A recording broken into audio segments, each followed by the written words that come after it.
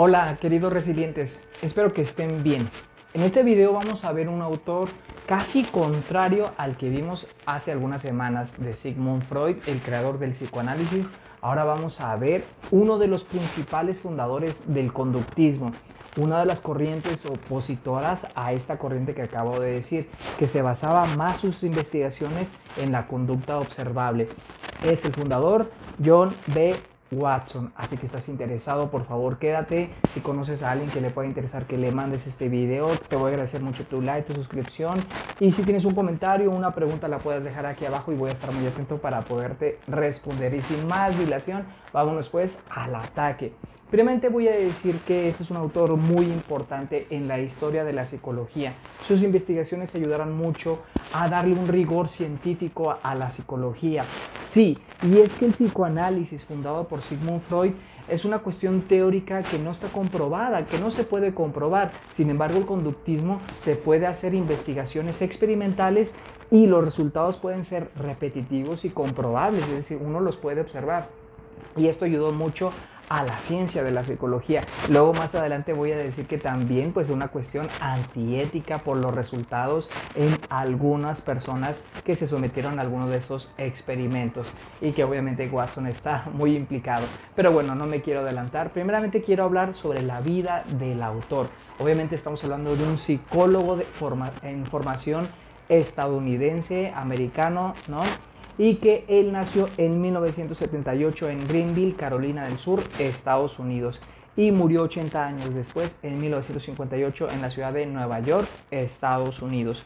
Él estudia en la Universidad de Chicago y se gradúa en 1913. Se dice que estudió mucho estos aspectos del comportamiento, primero animal y después del ser humano. Uno de sus primeros estudios fue la mielinización del cerebro y la capacidad de aprendizaje de los roedores, es decir, de animales menores.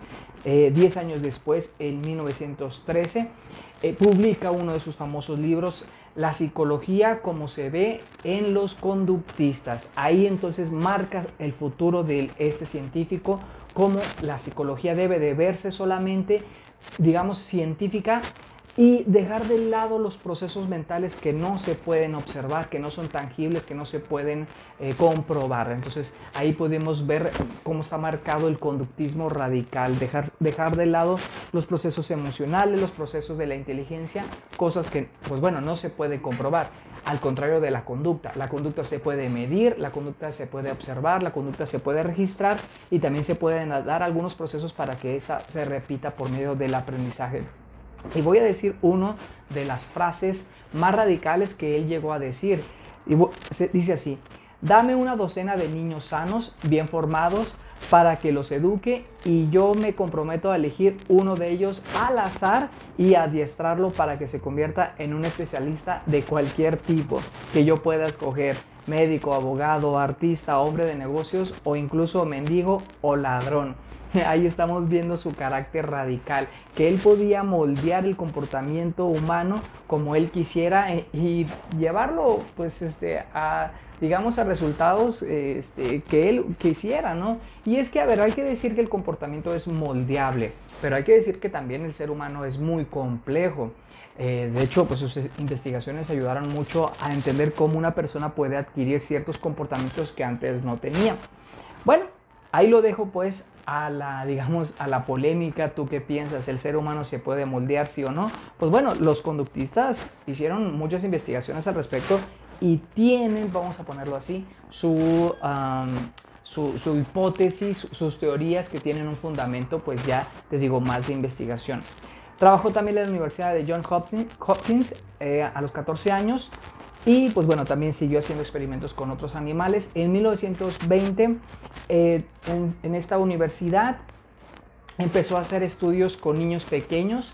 Y es cuando ahí, pues bueno, vamos a decirlo así, termina su relación laboral en la universidad porque se dice que tenía problemas, digamos, con alguien fuera del matrimonio, ¿no? O sea, andaba de coscolino y esto lo llevó a dejar ese trabajo. No me voy a meter en estas situaciones.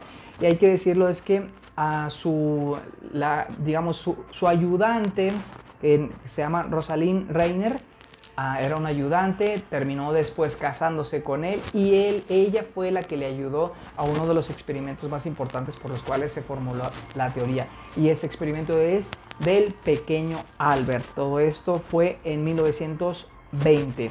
Bueno, tiempo después después de salir de su universidad, trabajó en empresas y también trabajó en el campo de la publicidad y como ya dije, en 1958 murió. Bueno, como dije, es uno de los psicólogos más importantes en la historia de la ciencia, de la psicología. Y es que él aportó y, digamos, le dio forma a esta corriente del conductismo que dice que el estudio de la psicología debe solamente enfocarse en el comportamiento observable y medible, a diferencia del psicoanálisis que teoriza sobre partes de la personalidad que no se pueden comprobar, como por ejemplo el inconsciente, el superyo, ¿sí? O el preconsciente, el superyo, etcétera, etcétera, ¿no? Incluso el yo, no se puede dar una comprobación de esto. Entonces, por eso insistir que el conductismo nació de la necesidad de comprobación, de repetición, muy propias del rigor científico. Bueno, entonces, a ver, ¿de qué se trata este experimento del pequeño Albert? Bueno, él hizo diferentes investigaciones con animales, tomando en cuenta la teoría del condicionamiento clásico de Iván Pavlov. Este es otro conductista muy importante, él fue médico fisiólogo de Rusia, si quieren después puedo hacer un video al respecto. Total que Iván Pavlov condicionó de manera accidental a su perro.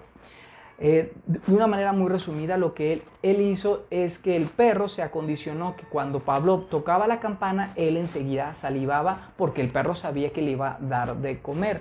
Muchas veces lo que pasó con Pavlov es que cuando tocaba la campana por otras cuestiones, el perro ya pensaba que le iba a dar a comer. Entonces el perro asoció la campana con la comida. Y es que a veces nosotros nos acondicionamos a cosas. Por ejemplo, si escuchamos un timbre, muchas veces decimos que alguien está llamando a la puerta. Si decimos un logotipo con, por ejemplo, una M amarilla, estamos diciendo que hay hamburguesas. Es decir, nos condicionamos y empezamos a asociar cosas.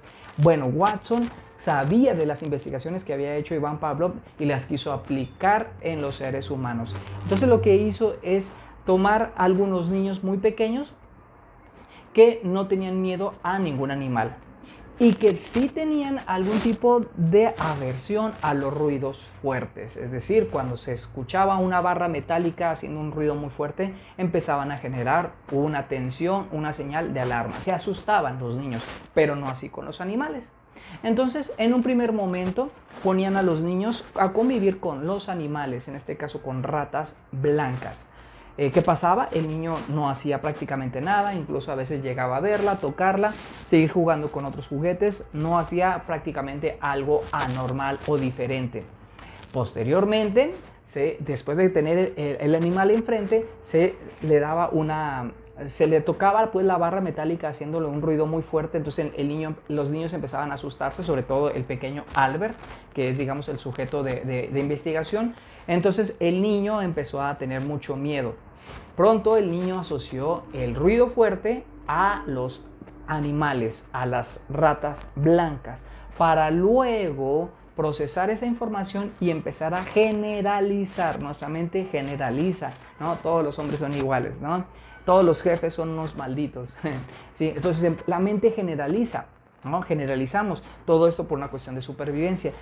Y en un tercer momento, lo que pasaba con el pequeño Albert, que no tenía miedo a los animales, ya empezó a adquirir ese miedo. ¿Por qué? Porque asociaba el ruido fuerte, la tensión que había en el ambiente con los animales. Entonces, cuando se le mostraba la rata nuevamente al pequeño Albert, él lloraba, él trataba de huir, buscaba a la madre. Se buscó que en este experimento se descondicionara, se dejara de aprender, pero ya después el experimento no resultó porque el niño ya no fue traído por la madre a esos experimentos. Se dice que incluso pudo haber tenido algunos problemas emocionales el pequeño Albert en su futuro. Y es que hay que decirlo, ¿verdad? Esto deja a la pregunta: ¿qué tanto es ético experimentar con los seres humanos? Hay que decir que se puede experimentar, pero sin atentar contra la salud de la propia persona a nivel psicológico o a nivel físico. O si va a haber algo, tiene que saberse que las consecuencias no van a ser graves para dejar una huella tremenda pues para su futuro, ¿no? Para su funcionalidad. Entonces, lo que sí es cierto es que Watson nos dejó muchas veces pues estos estudios sobre cómo el comportamiento se puede moldear en base al aprendizaje, cómo nosotros aprendemos a base de asociar estímulos y cómo estímulos generan ciertas respuestas. De hecho, el conductismo parte de una fórmula básica que es E igual a R, es decir, estímulo genera una respuesta, que también podemos decir acción, reacción, pero esto también incluye, digamos, la situación humana, ¿no? Estímulo genera una respuesta. Igual ahorita me estás viendo que es un estímulo, ¿no? Mi voz, mi rostro, y tal vez la respuesta que tú des sea un me gusta, una suscripción que es gratuita, acuérdate, un comentario, una pregunta que tengas y yo con mucho gusto, mi respuesta ante ese estímulo es responderte. ¿Qué te parece? Y bueno, por eso Watson es muy importante. Se sabe que tuvo una vida turbulenta, su padre fue alcohólico, su madre era una casi fanática religiosa, entonces claro que tuvo muchos problemas psicológicos, no digo que no, pero este rescate a nivel informativo, investigativo, no, por supuesto que no hay es de mucho valor, ¿no? Que se puede rescatar. Algo mismo que pasa con Sigmund Freud. Tendrá sus fantasmas, tendrá sus defectos a nivel personal, pero hay que rescatarlo pues en la cuestión científica. ¿Qué les parece? Bueno, pues espero haberme dado a entender. Espero que te asocies con cosas buenas para que eso fortalezca tu vida. ¿Para qué? Para que estés bien. Hasta luego y nos vemos en la próxima.